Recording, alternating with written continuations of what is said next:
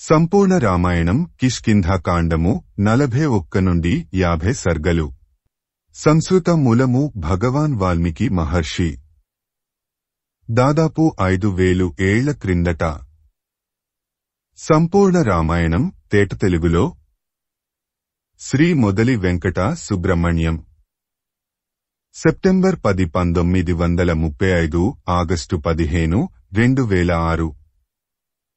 Video చేసినవారు కంచి త్యాగరాజులు. 2024వ సంవత్సరము. శ్రీమద్ రామాయణము కిష్కింధాకాండము 41వ సర్గ. ఆ ప్రకారము సుగ్రీవుడు వానరులను తూర్పు దిక్కుకు పంపిన తరువాత మరికొంతమంది వానరులను దక్షిణ దిక్కుగా పంపాడు. దక్షిణ దిక్కుకు పంపబడిన వానరులలో ప్రముఖులైన అగ్నికుమారుడు నీలుడు, వాయుపుత్రుడు హనుమంతుడు, బ్రహ్మదేవుని కుమారుడైన జాంబవంతుడు, సుహోతుడు, శరారి, శరగుల్ముడు, గజుడు, గవాక్షుడు, సుషేణుడు, వృషభుడు, మైందుడు, ద్వివిధుడు, విజయుడు, గంధమాధనుడు, అగ్నిపుత్రులైన ఉల్కాముఖుడు, అనంగుడు, వాలి కుమారుడు అంగదుడు వెళ్లారు. ఆ వానర వీరులందరికీ వాలి కుమారుడు అంగదుని నాయకుడుగా చేశాడు సుగ్రీవుడు. అంగదుని నాయకత్వంలో వానరవీరులు దక్షిణ దిక్కుకు వెళ్లడానికి సిద్ధంగా ఉన్నారు. దక్షిణ దిక్కున ఉన్న ప్రదేశముల గురించి సుగ్రీవుడు ఈ విధంగా చెప్పసాగాడు. ఓ వానరవీరులారా! దక్షిణ దిక్కున వింధ్య పర్వతము, నర్మదానది, గోదావరి నది, కృష్ణవేణి అనే మహానది, వరదానది, మేఖలదేశము, ఉత్కలదేశము, దశాణందేశము, ఆబ్రవంతి, అవంతి నగరములు ఉన్నాయి. అక్కడ అంతా వెదకండి. ఇంకా విదర్భ, వృష్టిక, మత్స్య, కళింగ, కౌశిక, ఆంధ్ర, పుండ్ర, చోళ, పాండ్య, కేరళ దేశములలో వెదకండి. ఇంకా దట్టమైన దండకారణ్యము, గోదావరి తీరము పూర్తిగా వెదకండి. దానికి దక్షిణముగా ఉన్న మలేపర్వతము మీద కూడా వెదకండి. తరువాత మీకు కావేరీ నది కనపడుతుంది. అక్కడే అగస్త్య మహాముని ఆశ్రమము ఉంది. ఆ మహామునిని దర్శించి ఆయన ఆశీర్వాదము తీసుకొని తామ్రపర్ణి నదిని దాటండి. తరువాత పాండ్యదేశము చేరుకోండి. అక్కడి నుండి సముద్ర తీరము చేరుకోండి. ఆ సముద్ర మధ్యలో అగస్త్యుడు నిలిపిన మహేంద్ర పర్వతము ఉంది. ఆ పర్వతము సముద్రములోనికి చొచ్చుకొని ఉన్నది. మహేంద్రుడు పర్వదనములలో ఆ పర్వతము వద్దకు వస్తుంటాడు. సముద్రము ఆవలి ఒడ్డున 100 యోజనముల వైశాల్యము గల ఒక ద్వీపము ఉంది. ఆ ద్వీపమునకు మానవులు వెళ్లలేరు. మీరు ఆ ద్వీపమునకు పోయి వెదకండి. రావణుడు ఆ ద్వీపములోనే ఉంటాడు. అందుకని అక్కడ సీతను ఉంచే అవకాశము ఉంది. దక్షిణ సముద్ర మధ్యలో ఒక స్త్రీ ఉంది. ఆమె పేరు అంగారక. ఆమె ప్రాణుల యొక్క నీడను బట్టి ఆ ప్రాణులను తన వద్దకు లాగి తింటూ ఉంటుంది. దక్షిణ దిక్కున ఉన్న నేను చెప్పిన ప్రదేశములలో సీతను వెదకండి. ఈ ద్వీపమును దాటిన తరువాత సముద్రము 100 యోజనములు విస్తరించి ఉంది. సముద్ర మధ్యలో పుష్పితకము అనే పర్వతము ఉంది. ఆ పర్వతము ఆకాశము అంత ఎత్తులో ఉంది. ఆ పర్వతము మీత చంద్రుడు నివాసము ఉంటాడు. దుర్మార్గులు, నాస్తికులు ఆ పర్వతమును చూడలేరు. మీరు ఆ పర్వతమునకు నమస్కరించండి. తరువాత ఆ పర్వతము మీద కూడా వెదకండి. ఆ పర్వతమునకు 14 యోజనముల దూరంలో సూర్యవంతము అనే పర్వతము ఉంది. ఆ పర్వతము దాటిన తరువాత మీకు వైద్యుతము అనే పర్వతము ఉంది. ఆ పర్వతమును దాటి ముందుకు వెళ్ళండి. తరువాత మీకు కుంజరము అనే పర్వతము కనిపిస్తుంది. ఆ పర్వతము మీద అగస్త్యుని గృహము ఉంది. ఆ గృహమును విశ్వకర్మ బంగారంతో నిర్మించాడు. తరువాత మీకు భోగవతి నగరము కనిపిస్తుంది. ఆ నగరము సర్వములకు నివాసము. ఆ నగరంలో వాసుకి నివసిస్తూ ఉంటాడు. మీరు ఆ భోగవతి నగరంలో కూడా వెదకండి. భోగవతి నగరమును దాటిన తరువాత మీకు వృషభ అనే పర్వతము కనిపిస్తుంది. ఆ పర్వతము వృషభాకారంలో ఉంటుంది. కాబట్టి ఆ పేరు వచ్చింది. ఆ పర్వతము మీద ఉన్న అరణ్యములలో రకరకాలైన చందనపు చెట్లు ఉన్నాయి. ఆ వనమును గంధర్వులు రక్షిస్తుంటారు. ఆ పర్వతము మీద శైలుషుడు, గ్రామణి, శిక్షుడు, సుకుడు, బభ్రువు అనే 5 గంధర్వులు నివసిస్తూ ఉంటారు. ఆ పర్వతము తరువాత మీకు పితృలోకములు కనిపిస్తాయి. మీరు అక్కడకు వెళ్లవద్దు. అది యమలోకము. అంతా చీకటిగా ఉంటుంది. శరీరంతో ప్రాణులు అక్కడకు వెళ్లలేరు. కాబట్టి మీరు అక్కడకు వెళ్లవద్దు. నేను చెప్పిన ప్రదేశములన్నింటినీ సీత కోసం వెదకండి, ఆమె జాడ తెలుసుకోండి. మీరు ఈ పనిని 4 రోజులలో పూర్తి చేయాలి. ఈ పని మీరు చేస్తే మీకు నాతో సమానమైన గౌరవము లభిస్తుంది. మీరు ఎన్ని అపరాధములు చేసినా క్షమిస్తాను. కాబట్టి మీరందరూ వెంటనే సీతను వెదకడం కోసరం బయలుదేరండి అని అన్నాడు సుగ్రీవుడు. శ్రీమద్ రామాయణము కిష్కింధా కాండము 41వ సర్గ సంపూర్ణము. ఓం తత్సత్ ఓం తత్సత్ ఓం తత్సత్. శ్రీమద్ రామాయణము కిష్కింధా కాండము 42వ సర్గ. కొంతమంది వానర ప్రముఖులను దక్షిణ దిక్కుకు పంపిన తరువాత తార తండ్రి తనకు మామగారు అయిన సుషేణుని నాయకత్వములో కొంతమంది వానరులను పశ్చిమ దిక్కుగా పంపాడు. తనకన్నా పెద్దవాడు తనకు మామగారు అయిన సుషేణునికి నమస్కరించి సుగ్రీవుడు ఇలా అన్నాడు. మీ నాయకత్వంలో 2 లక్షల వానరములను తీసుకుని మీరు పశ్చిమ దిక్కుగా వెళ్ళండి. మీకు సాయంగా అర్చిష్మంతుడు, అర్చి, మాల్యుడు ఉంటారు. మీరు సౌరాష్ట్ర, బాహ్లిక, చంద్రచిత్ర దేశములలో సీత కోసం వెదకండి. అక్కడి నుండి పశ్చిమ సముద్రము వైపుగా వెళ్ళండి. పశ్చిమ సముద్ర తీరంలో ఉండే పర్వతములను, గుహలను, అరణ్యములను సీత కోసరం, రావణుని కోసరం వెదకండి. సముద్రతీర పట్టణములైన మురచి, జటాపురము, అవంతి నగరము, అంగలెపాపురము మొదలగు నగరములను వెదకండి. అక్కడి నుండి పడమరగా వెళ్ళండి. అక్కడ సింధునది సముద్రంలో కలిసే చోట ఒక పెద్ద పర్వతము ఉంది. దాని పేరు సోమగిరి. దానిమీద సింహములు, ఏనుగులు నివసిస్తూ ఉంటాయి. మీరు ఆ పర్వత శిఖరమును ఆమూలాగ్రం వెదకండి. తరువాత మీరు పశ్చిమ సముద్రములో ఉన్న పారియాత్ర పర్వతమునకు వెళ్ళండి. పర్వత శిఖరము మీద 24 కోట్ల మంది గంధర్వులు నివసిస్తూ ఉంటారు. వారి వద్దకు మాత్రం వెళ్ళకండి. ఆ పర్వతము మీద ఉన్న వృక్షములకు కాసిన ఫలములు తినకండి. గంధర్వులు ఆ చెట్లను రక్షిస్తూ ఉంటారు. మీరు సాధారణ వానరులుగా పోయి సీత కోసం వెదకండి. ఆ గంధర్వులు మిమ్ములను ఏమీ చేయరు. అక్కడకు దగ్గరలో 100 యోజనముల ఎత్తుగల ఒక మహాపర్వతము ఉంది. ఆ పర్వతము మీద గుహలలో మీరు వెదకండి. సముద్రమును 4వ వంతు ఆక్రమించే చక్రవంతము అనే పర్వతము ఉంది. ఆ పర్వతము మీద విశ్వకర్మ 1000 అంచులు కల చక్రమును ఒకదానిని నిర్మించాడు. ఆ చక్రాన్ని హయగ్రీవుడు అనే దానవుడు రక్షిస్తూ ఉండేవాడు. శ్రీమహావిష్ణువు ఆ దానవుని సంహరించి ఆ చక్రమును, పంచజనుడు అనే వానిని చంపి పాంచజన్యము అనే శంఖమును స్వీకరించాడు. ఆ పర్వతము మీద ఉన్న గుహలయందు, అడవులయందు సీత కోసం వెదకండి. తరువాత సముద్ర గర్భంలో వరాహము అనే పర్వతము ఉంది. అక్కడే ప్రాగ్జ్యోతిషాపురము అనే పట్టణము ఉంది. ఆ పట్టణాన్ని నరకుడు అనే దానవుడు పరిపాలిస్తున్నాడు. వరాహపురమును దాటిన తరువాత మీకు సర్వసౌవర్ణము అనే పర్వతము కనిపిస్తుంది. ఆ పర్వతము మీద రకరకాల క్రూరమృగములు సంచరిస్తూ ఉంటాయి. దాని తరువాత మేఘము అనే పర్వతము ఉంది. దానిమీదనే దేవతలు మహేంద్రునికి పట్టాభిషేకము నిర్వహించారు. ఆ మేఘ పర్వతము తరువాత మీకు 60,000 బంగారు పర్వతములు కనిపిస్తాయి. ఆ పర్వతముల మధ్య మేరు పర్వతము ఉంది. ఆ పర్వతము మీద ఉన్న ప్రతి వస్తువు మీద దేవ, గంధర్వ, దానవుల మీద తన కిరణములు పడి బంగారు రంగులో ప్రకాశిస్తూ ఉంటాయి అని మేరు పర్వతమునకు సూర్యుడు ఒక వరము ప్రసాదించాడు. ఆ పర్వతము మీద విశ్వదేవతలు, అష్టవసువులు, సప్తమరుత్తులు, ఇతర దేవతలు కలిసి సూర్యుని సేవిస్తూ ఉంటారు. ఆ మేరు పర్వతము మీద విశ్వకర్మ వరుణుని కొరకు ఒక దివ్యమైన భవనమును నిర్మించాడు. ఆ భవనంలో వరుణుడు నివాసము ఉంటాడు. మేరు పర్వతమునకు 10,000 యోజనముల దూరంలో అస్తాద్రి అనే పర్వతము ఉంది. అక్కడే సూర్యుడు అస్తమిస్తాడు. మేరు పర్వతము, అస్తాద్రి మధ్యలో 10 తలలు కలిగిన పెద్ద బంగారు తాటి చెట్టు ఉంది. మీరు ఆయా ప్రదేశములలో సీత కోసరం వెదకండి. ఆ ప్రాంతములోనే ధర్మాత్ముడు అయిన మేర్సావణ అనే ఋషి తపస్సు చేసుకుంటున్నాడు. మీరు ఆ ఋషికి నమస్కరించి సీత గురించి ఆయనను అడగండి. మీరు నేను చెప్పిన విధంగా అస్తాద్రి వరకు ప్రయాణించి సీత కోసం వెదకండి. మరలా 1 నెలలోపు తిరిగిరండి.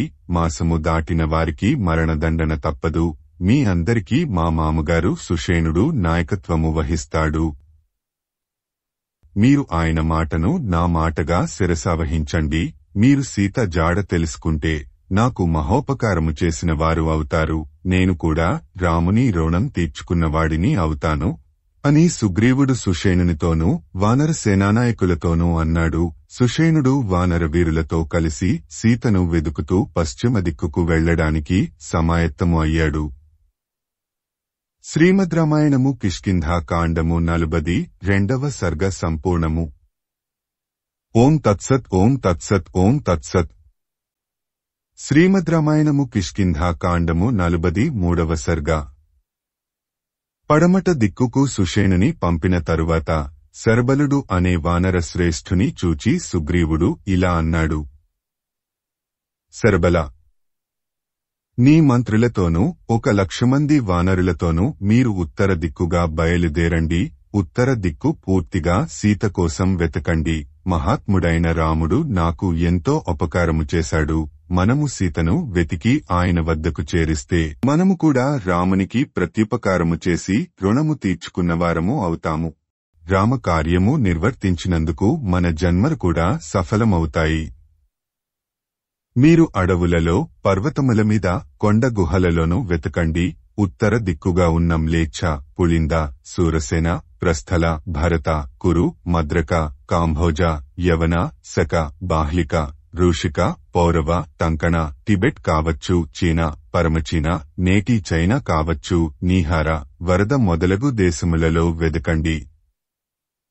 తరువాత మీరు సోమాశ్రమమునకు, కాల పర్వతమునకు వెళ్ళండి. ఆ పర్వతము అణువు అణువున సీత కోసం వెదకండి. కాల పర్వతమును దాటి సుదర్శన పర్వతమునకు వెళ్ళండి. దాని తరువాత దేవసఖ అనే పేరుగల పర్వతము ఉంది. ఆ పర్వతము మీద ఉన్న అరణ్యములలో సీత కొరకు వెదకండి. దేవసఖ పర్వతమునకు 100 యోజనముల దూరంలో శూన్య ప్రదేశము కనిపిస్తుంది. అక్కడ పర్వతములు గాని, అడవులు గాని, సరోవరములు గాని లేవు. ఆ శూన్య ప్రదేశమును దాటితే మీరు కైలాస పర్వతమును చేరగలరు. అక్కడ కుబేరుని భవనము ఉంది. అక్కడే పద్మ సరస్సు ఉంది. ఆ సరస్సులో అందమైన హంసలు, పద్మములు, కలువలు కనువిందుగా కనిపిస్తాయి. ఆ భవనములో ముల్లోకములలో పూజింపబడేవాడు, యక్షులకు రాజు, ధనములు కలవాడు అయిన వైశ్రవణుడు అనే రాజు నివసిస్తుంటాడు. అక్కడ కూడా మీరు రావణుని గురించి, సీతను గురించి వెదకండి. దాని తరువాత మీరు క్రౌంచ పర్వతము వద్దకు వెళ్ళండి. అది ఎవరికినీ ప్రవేశించడానికి శక్యము కాదు. మహాత్ములు అయిన ఋషులు కైలాస పర్వతము మీద తపస్సు చేసుకుంటూ ఉంటారు. మీరు కైలాస పర్వతమును, క్రౌంచ పర్వతమును పూర్తిగా వెతకండి. క్రౌంచ పర్వతము పక్కన మానస పర్వతము ఉంది. అక్కడ ఏ రకమైన వృక్షములు ఉండవు కాని పక్షులు ఎగురుతూ ఉంటాయి. మానవులు, దేవతలు, రాక్షసులు అక్కడకు వెళ్లలేరు. క్రౌంచ పర్వతము దాటిన తరువాత మీరు మైనాక పర్వతమును చేరుకుంటారు. ఆ పర్వతము మీద మయుడు అనే దానవుడు ఒక భవనమును నిర్మించుకొని నివసిస్తూ ఉంటాడు. మీరు ఆ మైనాక పర్వతము మీద పూర్తిగా వెదకండి. మైనక పర్వతమును దాటిన తరువాత మీకు సిద్ధులు నివసించే ఆశ్రమము కనిపిస్తుంది. అక్కడ సిద్ధులు, వైఖానసులు, వాలఖిల్యులు నివసిస్తూ ఉంటారు. మీరు వారికి సీత గురించి చెప్పి ఆమె జాడ తెలుసుకోండి. అక్కడ వైఖానసులకు సంబంధించిన ఒక సరస్సు ఉంది. పద్మములతో నిండిన ఆ సరస్సులో హంసలు విహరిస్తూ ఉంటాయి. ఆ సరస్సు దాటిన తరువాత కేవలము ఆకాశము మాత్రము ఉంటుంది. అక్కడ సూర్య చంద్రులు ప్రకాశించరు. అంతా శూన్యము. అక్కడ విశ్రాంతి తీసుకుంటున్న సిద్ధుల తపశ్శక్తి వలన ఆ ప్రదేశం అంతా కాంతిమంతమవుతుంది. మీరు ఆ ప్రదేశమును దాటిన తరువాత శైలోద అనే నదిని చేరుకుంటారు. అక్కడే ఉత్తర కురుదేశము ఉంది. అక్కడ ఎన్నో నదులు ప్రవహిస్తూ ఉంటాయి. అక్కడ మణులు, రత్నములు, ముత్యములు దొరుకుతాయి. అక్కడ ఉన్న వృక్షములు అన్ని ఋతువులలోనూ ఫలములతో, పుష్పములతో నిండుగా ఉంటాయి. అక్కడ గంధర్వులు, సిద్ధులు, కిన్నరులు, నాగులు, విద్యాధరులు విహరిస్తూ ఉంటారు. అక్కడ ఎవరూ వాయించకుండానే రకరకాలైన వాద్యముల ధ్వనులు వినబడుతూ ఉంటాయి. అక్కడ సంతోషమే కాని దుఃఖమునకు తావులేదు. ఆ పర్వతమును దాటిన తరువాత ఉత్తర సముద్రము వస్తుంది. దాని మధ్యలో సోమగిరి అనే పర్వతముంది. ఆ పర్వతము నుండి కాంతి ప్రసరిస్తూ ఉంటుంది. అక్కడ ఏకాదశ రుద్ర స్వరూపుడు అయిన పరమశివుడు బ్రహ్మ నివసిస్తూ ఉంటారు. మీరు కురుదేశమును దాటి ఆవలకు వెళ్ళకండి. సోమగిరి మీదికి దేవతలు కూడా వెళ్ళలేరు. మీరు కూడా సోమగిరిని చూచి తిరిగి రండి. ఉత్తర దిక్కుగా ఉన్న నేను చెప్పిన ప్రదేశములలో సీత కోసం వెదకండి. మీరు సీత జాడ తెలుసుకుంటే మనము రామునికి ఎంతో ప్రియము చేసిన వాళ్లము అవుతాము. మీరంతా సీత జాడ తెలుసుకుంటారు అని ఆశిస్తున్నాను అని సుగ్రీవుడు వానర వీరులతో అన్నాడు. శ్రీమద్ రామాయణము కిష్కింధా కాండము 43వ సర్గ సంపూర్ణము.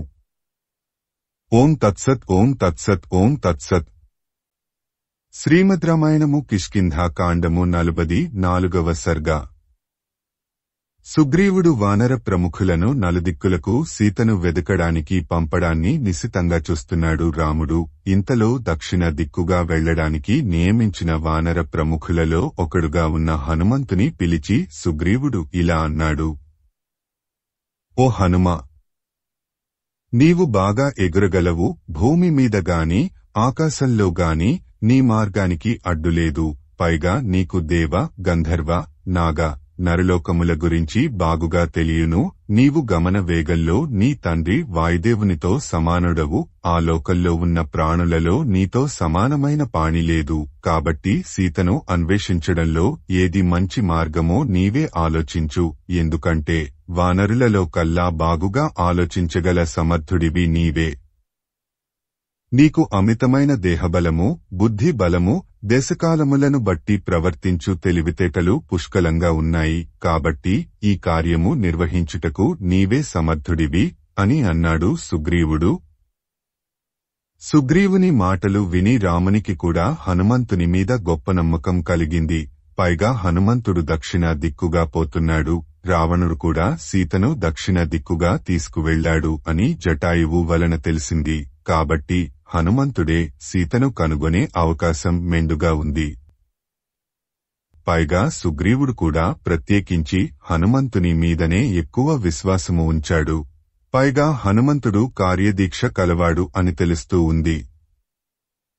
ఇదివరకు హనుమంతుడు సాధించిన కార్యములను బట్టి రాజైన సుగ్రీవుడు హనుమంతుని మీద ఉంచిన నమ్మకమును బట్టి కష్టకాలములో కూడా సుగ్రీవుని విడిచిపెట్టని హనుమంతుని ధర్మనిరతిని బట్టి హనుమంతుడు ఈ కార్యమును సాధించగలడని నమ్మకము కుదిరింది రామునికి. హనుమంతుని వలన తన కార్యము సాధింపబడుతుంది అని నిశ్చయించుకున్నాడు రాముడు.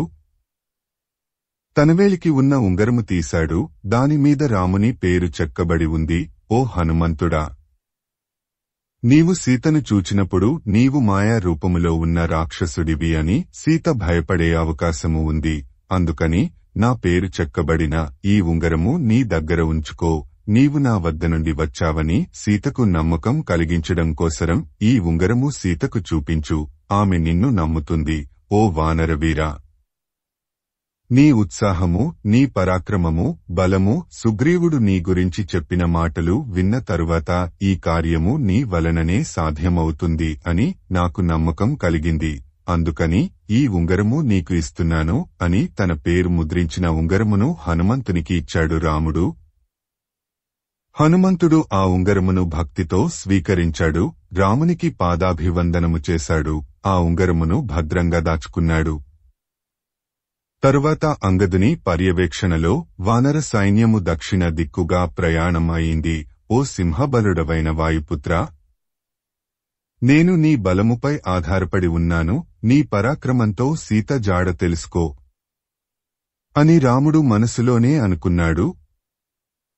శ్రీమద్ రామాయణము కిష్కింధా కాండము 44వ సర్గ సంపూర్ణము. ఓం తత్సత్ ఓం తత్సత్ ఓం తత్సత్. శ్రీమద్ రామాయణము కిష్కింధా కాండము 45వ సర్గ. సీతను వెదకడానికి 4 దిక్కులకు ప్రయాణమైన వానర సేనలు ఉత్సాహంతో బయలుదేరుతున్నాయి. ఎవరికి వారు తామే సీత జాడ కనుక్కోగలము అనే ధీమా వ్యక్తం చేస్తున్నారు. శతబలుడు తన సేనలతో ఉత్తర దిక్కుగా బయలుదేరాడు. వినతుడు తూర్పు దిక్కుగా వెళ్లాడు. హనుమంతుడు, తారుడు, అంగదునితో కలిసి దక్షిణ దిక్కుగా వెళ్లాడు. సుషేణుడు పశ్చిమ దిక్కుగా వెళ్లాడు. అందరూ అన్ని దిక్కులకు ప్రయాణమయ్యారు. వానరులంతా తమ సహజ సిద్ధమైన చపలత్వంతో అరుచుచూ కేకలు పెట్టుచూ ఎగురుతూ వెళుతున్నారు. వారంతా ఆ దుర్మార్గుడు రావణుని చంపి సీతను తీసుకుని వస్తాము అని శపథాలు చేస్తూ వెళుతున్నారు. మరికొందరైతే ఆ రావణుని చంపడానికి ఇంతమంది కావాలా? నేను ఒక్కడినే రావణుని చంపుతాను, రాక్షసులందరినీ చంపుతాను, సీతను తీసుకుని వస్తాను అని ప్రగల్భాలు పలుకుతున్నారు. మరికొందరు మీరంతా ఇక్కడే ఉండండి, నేను ఒక్కడినే వెళ్లి సీత పాతాళంలో ఉన్నా సరే తీసుకుని వస్తాను అని జబ్బలు చరుస్తున్నాడు.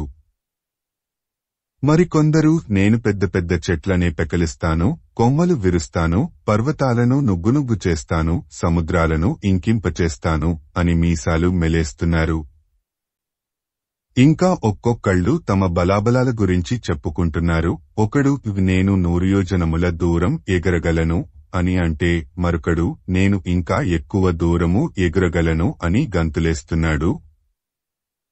మరొకడైతే ఈ ముల్లోకాలలో నాకు అడ్డులేదు, రాని ఎవడొస్తాడో చూస్తాను అని తన వీరత్వాన్ని ప్రదర్శిస్తున్నాడు. బలగర్వితులైన వానరులు ఇలా తమ బలాబలముల గురించి ఒకరితో ఒకరు చెప్పుకుంటున్నారు. శ్రీమద్ రామాయణము కిష్కింధా కాండము 45వ సర్గ సంపూర్ణము. ఓం తత్సత్ ఓం తత్సత్ ఓం తత్సత్. శ్రీమద్ రామాయణము కిష్కింధా కాండము 46వ సర్గ. సుగ్రీవుడు వానరవీరులతో చెప్పిన మాటలన్నీ శ్రద్ధగా విన్నాడు. రామునికి ఒక సందేహం కలిగింది. కిష్కింధలో ఉన్న సుగ్రీవునికి భూమండలం గురించిన ఇంతటి పరిజ్ఞానము ఎలా కలిగింది అని విస్మయం కలిగింది. సుగ్రీవుని చూచి ఇలా అన్నాడు, మిత్రమా, నీవు వానర నాయకులతో వారు ఎక్కడెక్కడ వెదకాలి అన్న విషయాన్ని ఎంతో విపులంగా చెప్పావు కదా. నీకు ఈ భూమండలంలోని వివిధ ప్రదేశాల గురించి ఎలా తెలుసు అని అడిగాడు.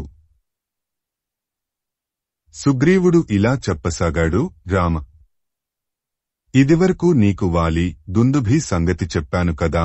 మహిష రూపములో వచ్చిన దుందుభి అనే దానవుని తరుముతూ నా అన్న వాలి వెళ్లాడు. దుందుభి మలయపర్వతము గుహలో ప్రవేశించాడు. వాలి కూడా దుందుభిని తరుముతూ ఆ గుహలో ప్రవేశించాడు. నేను గుహద్వారము వద్ద నా అన్న వాలి కోసరము వేచి ఉన్నాను. 1 సంవత్సరము గడిచిపోయినది. వాలి బయటకు రాలేదు. కాని ఆ గుహలో నుండి రక్తము ప్రవాహంలాగా ప్రవహించింది. ఆ దుందుభి నా అన్న వాలిని చంపేశాడు అని దుఃఖించాను. నాకు ఆ దుందుభి మీద కోపం వచ్చింది. నా అన్న వాలిని చంపినవాడు బయటకు రాకూడదు, ఆ గుహలోనే చావాలి అనే ఉద్దేశంతో ఆ గుహ ముఖద్వారమును రాళ్లతోనూ బండలతోనూ మూసివేశాను. నేను కిష్కింధకు తిరిగి వచ్చాను. వాలి లేడు కాబట్టి వాలి భార్య తారను, నా భార్య రుమను, వాలి రాజ్యమును యథేచ్ఛగా అనుభవిస్తున్నాను. కొన్నాళ్లకు వాలి తిరిగి వచ్చాడు. నాకు భయం వేసింది. నేను సింహాసనము నుండి లేచి వాలికి నమస్కరించి వాలి సింహాసనమును వాలికి తిరిగి ఇచ్చివేశాను. కాని వాలి నా మీద కోపగించాడు, నన్ను చంపడానికి ప్రయత్నించాడు. నేను నా మంత్రులతో సహా పారిపోయాను. వాలి నన్ను వెంబడించాడు. నేను పరుగెడుతున్నాను, వాలి నన్ను తరుముతున్నాడు. నేను అనేక నదులు, పర్వతములు, అరణ్యములు దాటి పరుగెడుతున్నాను.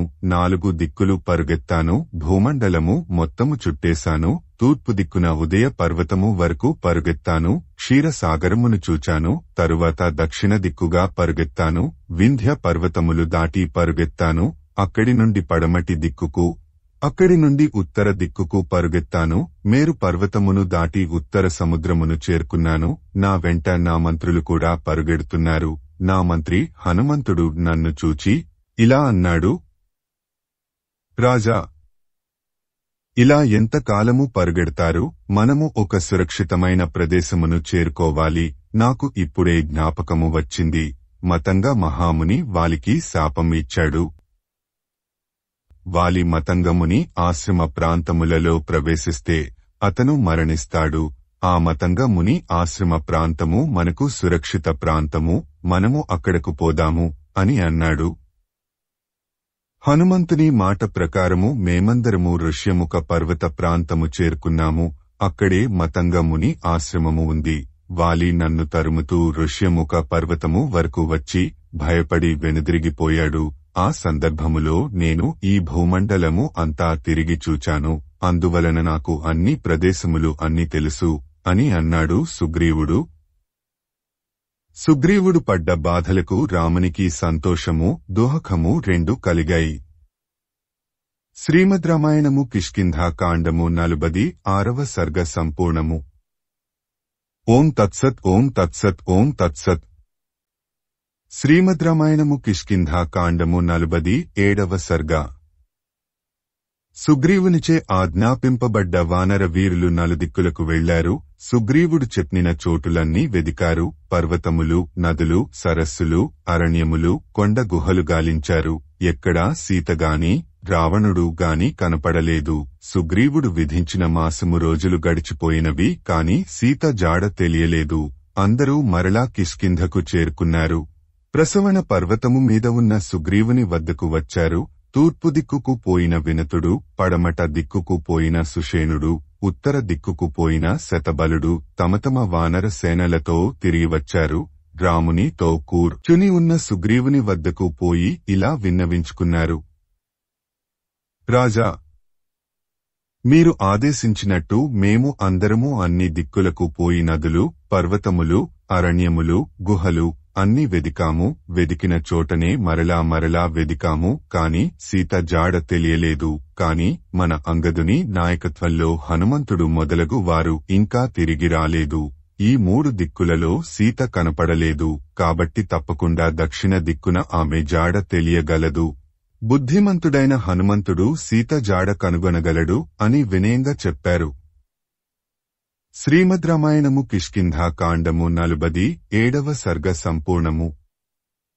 ఓం తత్సత్ ఓం తత్సత్ ఓం తత్సత్. శ్రీమద్ రామాయణము కిష్కింధా కాండము 48వ సర్గ.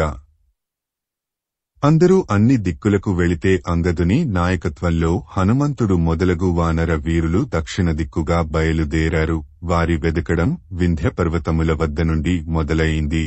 వానర వీరులందరూ వింధ్యపర్వతముల మీద ఉన్న శిఖరములను, గుహలను, అరణ్యములను, నదులను, సరోవరములను అన్నింటినీ వెతికారు. కాని సీత జాడ కనపడలేదు. కాని వారు తమ పట్టుదల వీడలేదు. అలా వెతుకుతూనే ఉన్నారు. ఒక ప్రదేశము నుండి మరొక ప్రదేశమునకు మారుతూ వెతుకుతున్నారు.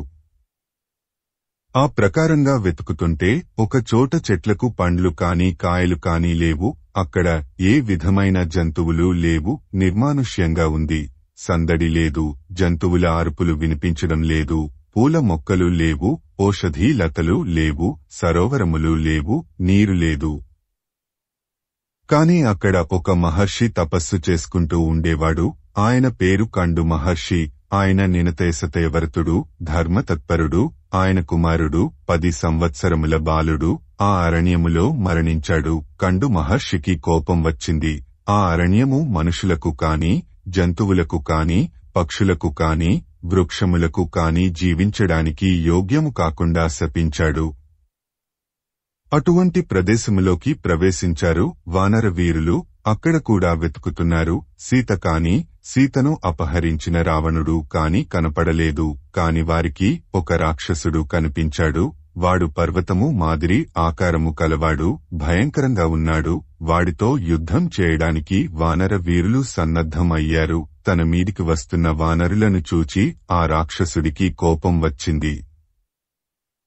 ఈరోజు మీరందరూ నా చేతిలో చచ్చారు అంటూ తన పిడికిలి పైకెత్తి వారి వెంటపడ్డాడు. అమ్మయ్య, వీడే రావణుడు అని అనుకున్నారు. వాలి కుమారుడు అయిన అంగదుడు ఆ రాక్షసుడిని తన చేతితో చాచి ఒక దెబ్బ కొట్టాడు. అంగదుడి దెబ్బకు వాని మొహం నుండి, ముక్కుల నుండి రక్తం కారింది. వాడు కొండమాదిరి కిందపడ్డాడు, చచ్చాడు. రావణుడు చచ్చాడు కాబట్టి సీతను అక్కడే దాచి ఉంటాడు అని అనుకుని వానరులందరూ వాడు ఉన్న గుహను అంతా వెతికారు. వారికి సీత కనపడలేదు. పక్కనే ఉన్న మరొక గుహలోకి ప్రవేశించారు. ఆ గుహలో కూడా వెదికారు. కాని వారికి సీత కనపడలేదు. అలసిపోయారు.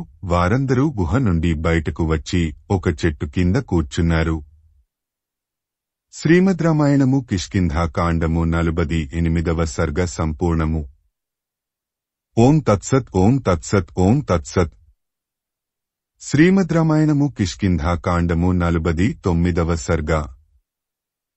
ఎంత వెతికినా సీత కనపడలేదని వానరులందరూ దీనంగా ఆ చెట్టు కింద కూర్చున్నారు. అంగదుడు వారి వద్దకు పోయి వారికి ఉత్సాహకరమైన మాటలు చెప్పి వారిని మరలా సీతను వెదకడానికి సమాయత్తం చేశాడు.